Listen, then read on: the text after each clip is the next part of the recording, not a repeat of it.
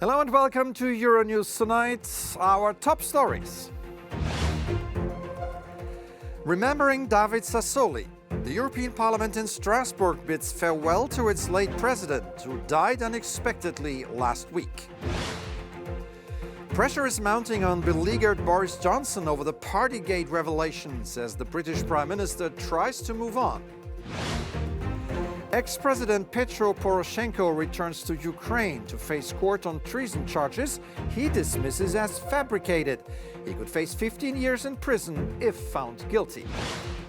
I don't regret it for a second. Russia's Alexei Navalny calls on his supporters to maintain hope 1 year after his arrest. And top players Naomi Osaka and Rafael Nadal cruise through the first round at the Australian Open as Novak Djokovic returns home to Serbia. Welcome to the program. I'm Stefan Grobe. MEPs are coming together in Strasbourg to remember the president of the European Parliament, David Sassoli, who died last week at the age of 65. Since his sudden death, tributes have poured in for the former Italian journalist, who's been praised for his kindness and dedication to his job.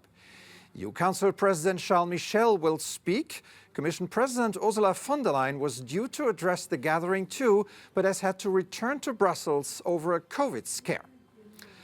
For more on this, let's go over to Strasbourg, where our correspondent Grégoire Laurie is following events for us. Good evening, Greg. Good to see you.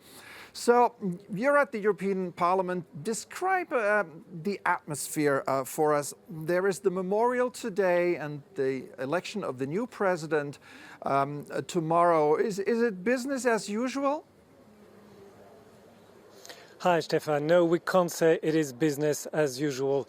As you can imagine, there's an atmosphere of sadness that is dominating here. The spokesperson of the institution told us earlier that it's going to be a special plenary session, session that is starting with a ceremony to pay tribute to its president, David Sassoli, who died last week. And unfortunately, because of the pandemic, all MEPs won't be able to attend the ceremony and the plenary session. Therefore, it's not going to be a full house that will be here to pay tribute to its president. And the MEPs won't have very much time for remembering their president, because as fast as tomorrow, they will have to elect their new president. The date was scheduled a long time ago, but they're going to elect their new president tomorrow. 4 candidates are running right now, but one name is going ahead from the other. It is Roberta Metsola. She's the acting president, and she's the candidate from the EPP, the European People Party, and she's considered as the favorite for this race. Another name comes to mind, Ursula von der Leyen, the European Commission President. She had to return to Brussels because of COVID. What more can you tell us?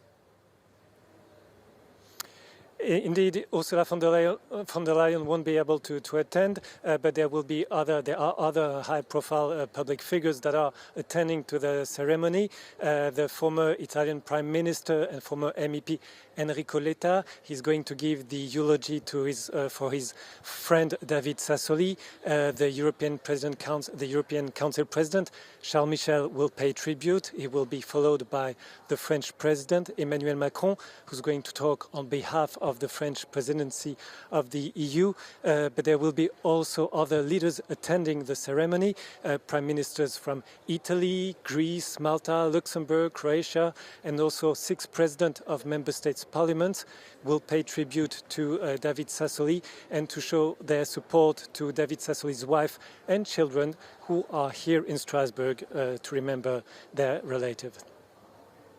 All right, Grégoire Laurie in Strasbourg for us at the European Parliament. Thank you very much.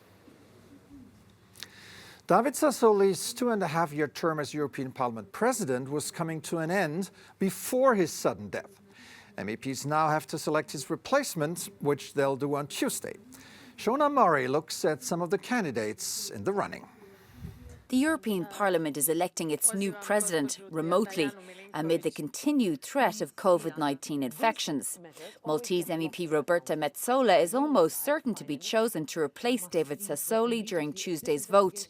A front-runner in the race, the centre-right European People's Party candidate wants to lead a forward-thinking parliament. What we are looking for is a re-energised renewal of a parliament that looks forward with a very modern way of doing politics. Alice Bah Kuhnke from the Greens is also in the group of female runners. For the Swedish MEP, it's key to elect a progressive and skilled leader. She says it's not a matter of gender. Finally, the European Parliament's different political groups view competence as the biggest factor that should be what the candidate carries.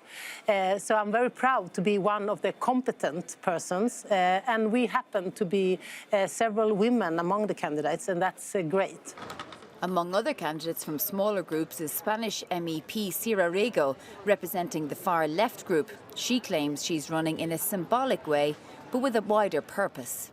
We need to have social muscle in the public services to face any challenge. We've seen that the COVID-19 crisis has put us in front of the mirror of the vulnerabilities we have when we lose public services. And we believe that this is a substantial element in addition to employment policies and to dignifying wages.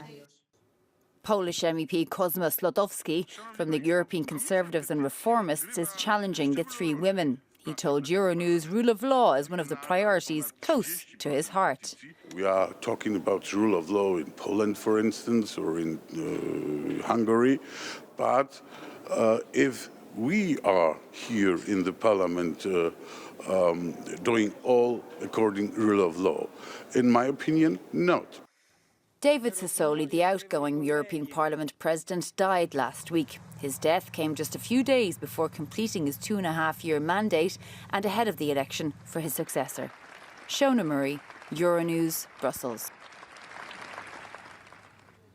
The pressure on British Prime Minister Boris Johnson over parties held in Downing Street while the rest of the country was in COVID lockdown continues to mount. Johnson apologized on Wednesday for attending a Bring Your Own Booze event in May 2020, but continues to insist he didn't know it was a party, thinking instead it was an office event. But details of more parties have continued to come out. On Friday, Downing Street apologized to the Queen for an event held on the eve of Prince Philip's funeral. Opposition Labour Party leader Keir Starmer says Johnson should resign. Joining me now from London is Tyke Enright. Good evening, Tyke. So, as Johnson is facing more calls to resign, calls even from his own Conservative Party, he rolled out some new policy initiatives. How has the public reacted to that? Yeah, that's right, Stefan. A series of pretty dramatic announcements today, which many believe is a concerted distraction campaign from the scandals surrounding the parties, which you've been mentioning. Over the last few days, the newspaper has been full of reports about what is being dubbed Operation Red Meat by Boris Johnson's team.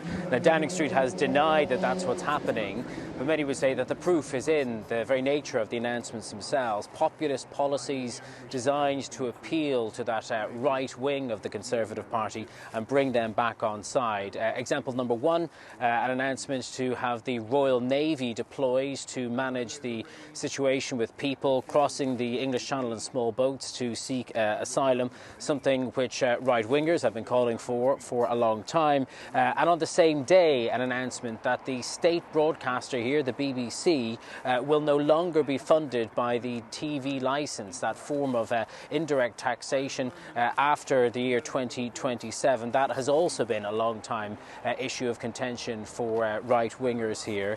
Now, plenty of critical voices speaking out against these proposals and calling them out for the distraction campaign that many people believe them to be.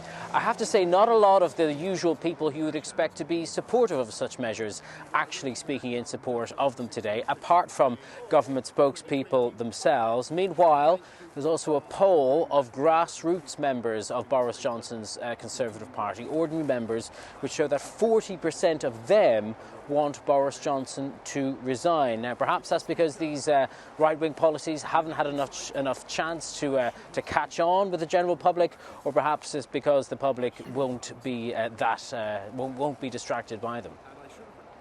So the Prime Minister obviously facing another tough week, with opposition leader Keir Starmer likely to grill him on Wednesday.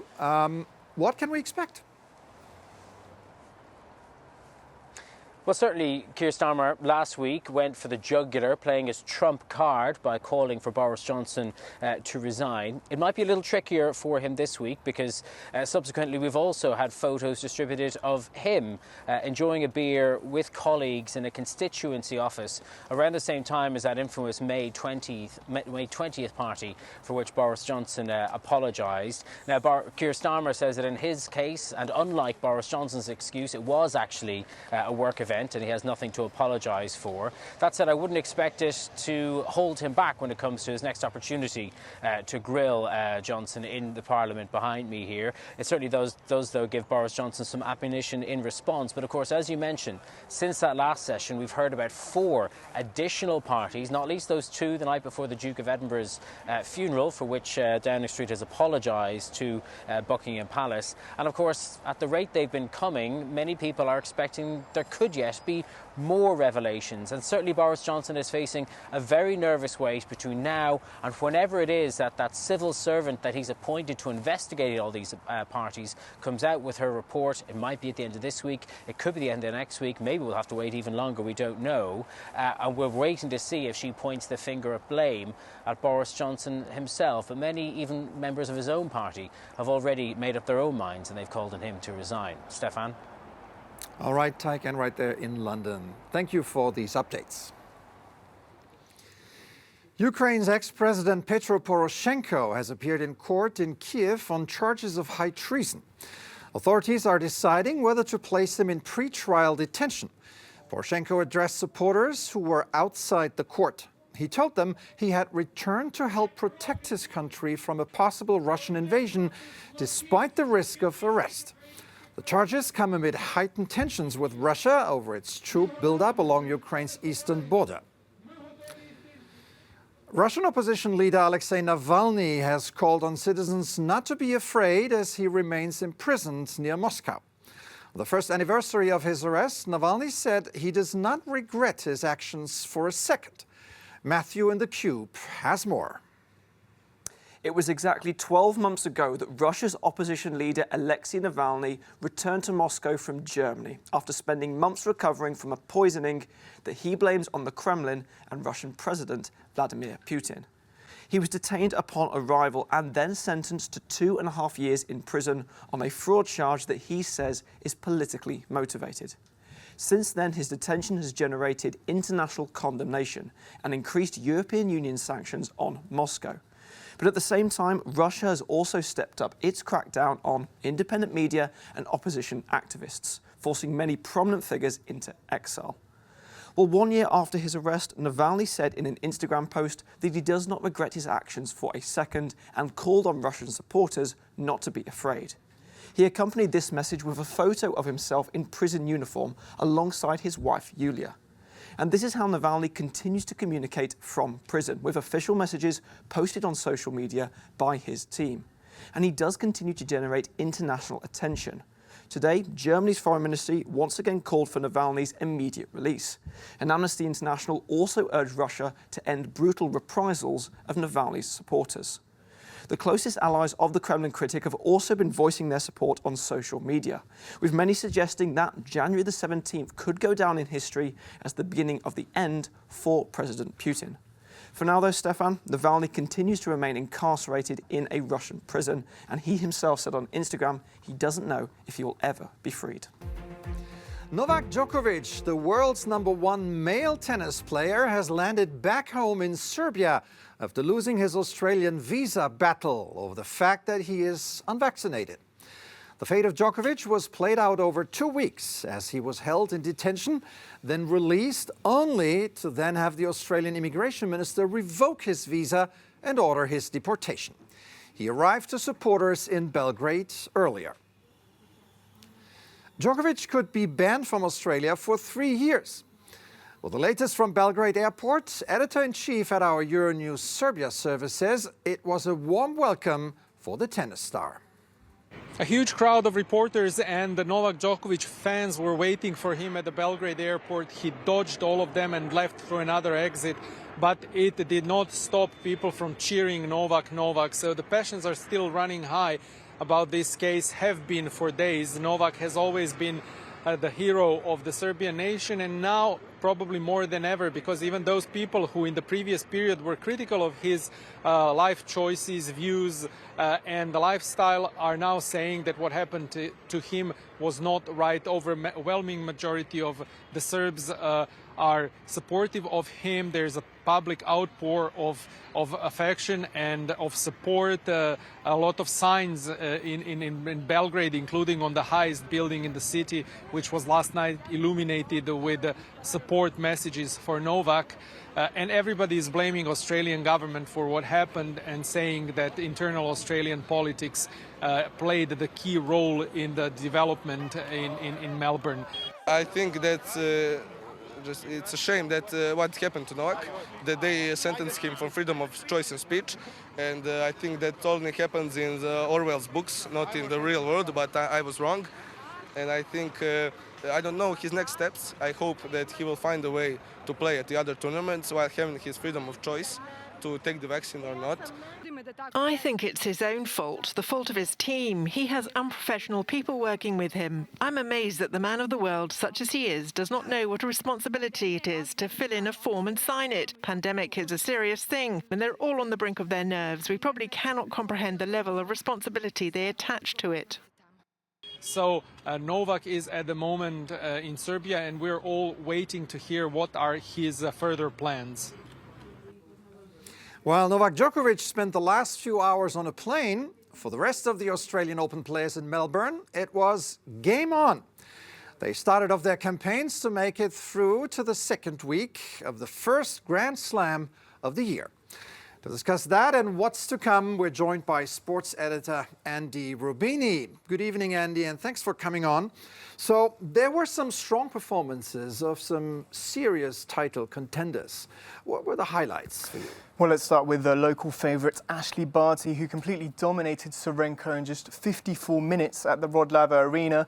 The world number one looks in great shape, ready, focused, and won 11 games in a row before eventually sealing a win 6-love, 6-1. She'll next face Bronzetti, who's an Italian qualifier, and she'll be joined by the likes of Victoria Azarenka, two-time champion, Bencic, Svitolina, but also Naomi Osaka, who began her title defence with a comfortable straight-sets win over Osorio of Colombia, the 24-year-old. So Osaka, who said back in 2021 after the US Open that she was thinking of taking another break from the sport to protect her mental health, revealed that she had unfinished business this time round. So I'm sure that'll be reassuring for her fans. In the men's draw, no big surprises either. Alexander Zverev progressed. Also Rafael Nadal making light work of Marcos Giron in straight sets. The Spaniard was making his return to Grand Slam tennis after a 5-month layoff following a foot injury. Final score there 6-1, 6-4, 6-2. And let me remind you that Nadal could be en route for a record 21st Grand Slam title. Let's talk about British hopeful Emma Raducanu. She is back in Grand Slam action tomorrow for the first time since her US Open win, and she will face up against 2017 US Open winner Sloane Stephens. What's your take on this one? Well, let's be honest. I mean, as soon as it was announced, we said this wasn't a good draw for the young Brits. Stephens, as you said, 27 US Open champion, loads of experience. Raducanu hasn't had the best prep going into this tournament. She contracted COVID. On her return, lost heavily to Rybakina, 6-love, 6-1. So I'm not saying she can't win, but these expectations should be realistic. She's just turned 19. This is her first full season on the WTA Tour. Her opponents didn't know her back when she was playing at the US Open. Maybe tactically speaking, they would have sussed her out, so it might be more difficult. So I hope she'll go through because she'll inspire many young tennis players all around the world, but I think it'll be tough. All right, Andy Rubini, thanks for coming on and bringing us up to date. The Festival of Fire has returned to the streets of Spain after the pandemic stopped it. Hundreds of people gathered to celebrate the ancient event, which sees horses run through flames. Rebecca Daunt has the story. The crackling of bonfires and the pounding of horses' hooves on the cobblestones. These highly anticipated sounds have returned to the Spanish streets of San Bartolomé de Pinares for the traditional celebration of Luminarias. We have many beautiful fiestas, but this doesn't exist anywhere else. The party was cancelled a year ago due to the COVID-19 pandemic. And this year we are here with more enthusiasm than ever. Animal rights groups have complained about this practice, which involves riding horses through the flames, claiming it's cruel. But the inhabitants say they braid the animals' manes and tails to ensure they don't burn or suffer. It's one of the best feelings I've had in my life, watching the horses. That is my life, to be with people I love. The smoke, the music. The music is hair-raising when you start hearing it. The festival first began as a reminder of all the animals that died during the plagues that devastated the province 2 centuries ago. In the beginning, we bless the animals before running through fire. That is what we have wanted to preserve and what remains. And after testing the bravery of the horses and their riders, the embers are used to cook up a feast. That is something that grows within us and all the people from San Bartolomé. We love it, take care of it, and we live this experience with intensity. While others take advantage of the heat to enjoy the bleak midwinter's night. Rebecca Daunt for Euronews. We'll leave you with a no comment from Amsterdam, where organisers of National Tulip Day are delighting the public with free bouquets of the iconic flower. Thanks for watching Euronews Tonight. Stay with us.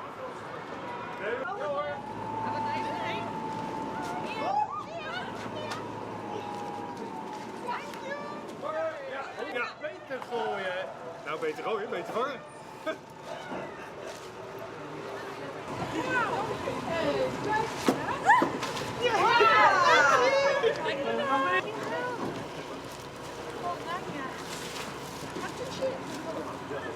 Zo, we gaan nu door.